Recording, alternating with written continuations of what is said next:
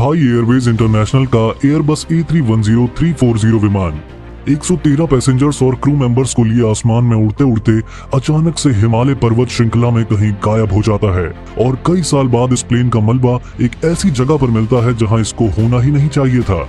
ये प्लेन आखिर अपने रास्ते से इतना कैसे भटक गया? चलिए वीडियो को स्टार्ट करते हैं। 31 जुलाई 1992 का वो दिन। सुबह के समय थाई एयरवेज इंटरनेशनल की फ्लाइट 311 उड़ान भरने के लिए तैयार होती है।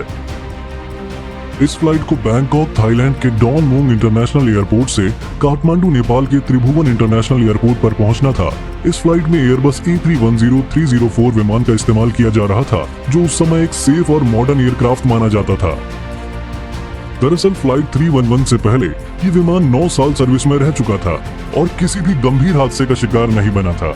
बता दें कि इस फ्लाइट की कमान 41 साल के कैप्टन प्रीडा सुट्टीमाई के कंधों पर थी, जिनके पास 13,200 घंटों का फ्लाइंग एक्सपीरियंस था और इसमें 4,400 घंटों का एक्सपीरियंस उन्होंने A310 को उड़ाते हुए हासिल किया था।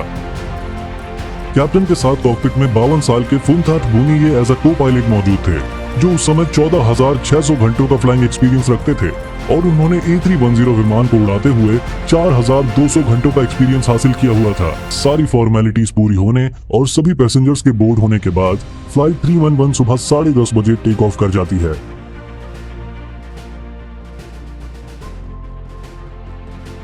टेक ऑफ एकदम नॉर्मल और बहुत ही स्मूथ तरीके से होता है और कुछ ही देर में प्लेन अपने क्रूजिंग ऑल्टीट्यूड पर पहुंच जाता है। करीब 2.5 घंटे तक ये फ्लाइट पूरी तरह नॉर्मल रहती है और प्लेन बड़े ही आराम से अपने लक्ष्य की तरफ बढ़ता जाता है।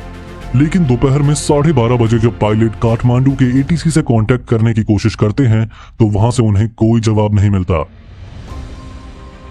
ये इस फ्लाइट में होने वाली पहली अनयूजुअल चीज थी। हालांकि पायलट इसे इतना सीरियसली नहीं लेते, क्योंकि नेपाल में ऐसा होना कोई नई बात नहीं थी। दरअसल काठमांडू एक ऐसा शहर है जो दुनिया की सबसे बड़ी और ऊंची पर्वत श्रृंखला हिमालय से घिरा हुआ है। यहाँ तक कि त्रिभुवन इंटरनेशनल एयरपोर्ट भी उत्तर और दक्षिण दिशा में 2 विशाल पर्वतमालाओं से घिरा हुआ है। मगर फिर भी इस एयरपोर्ट पर लैंड करना एक बहुत बड़ा चैलेंज माना जाता है, क्योंकि इसका रनवे उत्तर से दक्षिण दिशा की तरफ बना हुआ है। यानी लैंड करने के लिए पायलट को ऊंचे ऊंचे पर्वतों के ऊपर से गुजरने के बाद तेजी से प्लेन को नीचे लाना पड़ता है। इन पर्वतों की वजह से कई बार प्लेन और ATC के बीच रेडियो कम्युनिकेशन स्थापित करना बहुत मुश्किल हो जाता है और यही चीज इस समय 311 के पायलट फेस कर रहे थे। सोने पे सुहागा ये था कि त्रिभुवन इंटरनेशनल एयरपोर्ट पर उस समय रेडार भी नहीं था, यानी कंट्रोलर्स को प्लेन की एग्जैक्ट पोजीशन का अंदाजा लगाने के लिए पायलट से मिलने वाली पोजीशन रिपोर्ट्स पर ही रिलाई करना पड़ता था। इस सब के अलावा ये समय नेपाल के मानसून सीजन का पीक था, जिसकी वजह से हर जगह तेज बारिश हो रही थी और कॉकपिट से घने बादलों के अलावा और कुछ दिखाई नहीं दे रहा था। कुछ देर कोशिश करने के बाद आखिरकार पायलट ATC से कांटेक्ट करने में कामयाब हो जाते हैं और उन्हें सिएरा VOR सर्कलिंग अप्रोच के जरिए लैंडिंग करने का क्लियरेंस मिल जाता है।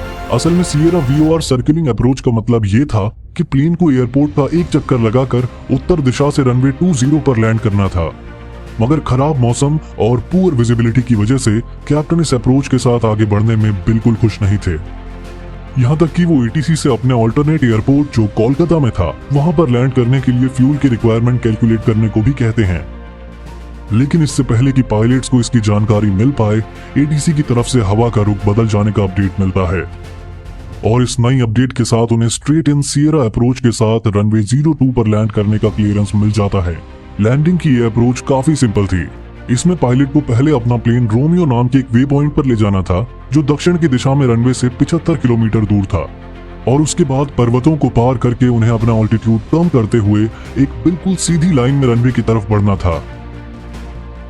इसी पाथ को फॉलो करते हुए बहुत ही सावधानी से रोमियो वे पॉइंट पर पहुंचने के बाद प्लेन को रनवे की तरफ अलाइन करके पायलट्स फ्लैप्स को लो करना स्टार्ट करते हैं। इस अप्रोच में उन्हें फुल फ्लैप्स की जरूरत थी ताकि नीचे आते हुए प्लेन की स्पीड पर काबू रखा जा सके।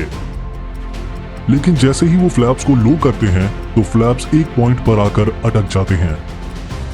अब बिना फ्लैप्स के इस एयरपोर्ट पर लैंड करना इम्पॉसिबल था। पायलट्स इस प्रॉब्लम के बारे में तुरंत ही ATC को बताते हैं और साथ ही कोलकाता के लिए डाइवर्जन की भी मांग करते हैं। लेकिन इससे पहले कि ATC कुछ फैसला कर पाए, पायलट्स किसी तरह फ्लैप्स को ठीक करने में कामयाब हो जाते हैं। ऐसा होते ही वो ATC को इन्फॉर्म करते हैं कि उन्होंने इशू रिजॉल्व कर लिया है और वो अपनी इसी अप्रोच से आगे बढ़ रहे हैं। इस समय तक प्लेन और एयरपोर्ट के बीच की दूरी सिर्फ 20 किलोमीटर रह जाती है, लेकिन फ्लैप्स देर से खुलने की वजह से प्लेन रिक्वायर्ड ऑल्टीट्यूड से काफी ज्यादा ऊंचाई पर होता है। यहाँ से रनवे पर लैंड करना काफी मुश्किल था, इसलिए पायलट्स तुरंत ही एटीसी से कांटेक्ट करके रोमियो वे पॉइंट पर वापस जाने और लैंडिंग अप्रोच को दोहराने की परमिशन मांगते हैं, लेकिन एटीसी की तरफ से उन्हें कोई भी रिस्पॉन्स रिसीव नहीं होता। कुछ पल रुककर वो फिर से कांटेक्ट करते हैं, लेकिन कोई जवाब नहीं आता। ऐसे करके कैप्टन कुल 4 बार एटीसी से कांटेक्ट करने की कोशिश करते हैं, मगर एक भी बार उन्हें सामने से कोई रिस्पॉन्स नहीं मिलता। इस समय प्लेन और एयरपोर्ट के बीच की दूरी मुश्किल से 10 किलोमीटर होती है। मामला हाथ से निकलता देख कैप्टन बिना एटीसी की मदद से खुद ही प्लेन को वापस रोमियो वे पॉइंट पर ले जाने का फैसला करते हैं। यहाँ गौर करने वाली बात यह भी है कि इस फ्लाइट को उड़ाने से लेकर एटीसी से बात करने तक का सारा काम कैप्टन खुद कर रहे थे, जबकि एविएशन नियमों के अनुसार हर फ्लाइट में एक पायलट की जिम्मेदारी प्लेन को उड़ाना होता है, जिसे पायलट फ्लाइंग कहा जाता है, और दूसरा पायलट एटीसी से बात करने और चेकलिस्ट वगैरह रीड करने जैसे काम करता है, जिसकी डेजिग्नेशन को पायलट नॉट फ्लाइंग नाम दिया जाता है। लेकिन फ्लाइट 311 में इस नियम को ताक पर रखकर कैप्टन ने सारा काम अपने कंधों पर लिया हुआ था। अब वापस रोमियो वे पॉइंट जाने के लिए कैप्टन हेडिंग सिलेक्ट नॉब का इस्तेमाल करके प्लेन को राइट साइड की तरफ घुमा देते हैं और साथ ही फर्स्ट ऑफिसर से फ्लाइट मैनेजमेंट कंप्यूटर पर रोमियो वे पॉइंट को लोकेट करने के लिए कहते हैं, क्योंकि प्लेन से बाहर देखने पर घने बादलों के अलावा उन्हें कुछ भी नजर नहीं आ रहा था। प्लेन को टर्न कराने के साथ ही वो इसका ऑल्टीट्यूड बढ़ाना भी स्टार्ट कर देते हैं,